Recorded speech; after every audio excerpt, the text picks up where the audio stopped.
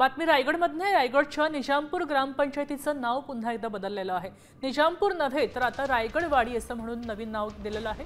गोपीचंद पडळकर आणि राहुल कुल यांनी अशी मागणी केली होती। नावामध्ये बदल केल्याची ग्रामविकास मंत्री जयकुमार गोरेंची विधानसभेत घोषणा पाहायला मिळाली। माननीय गोपीचंद पडळकर, माननीय राहुल कुल यांनी माननीय मुख्यमंत्री महोदय यांच्याकडे लेखी निवेदनाद्वारे मागणी केली होती। छत्रपती शिवाजी महाराजांनी आता isakal.com आहे देशातील नंबर 1 ची मराठी न्यूज वेबसाईट। प्रत्येक अपडेटसाठी इस्लामाच्या जुलमी राजवटीचा अंत करून हिंदवी स्वराज्याची स्थापना केली।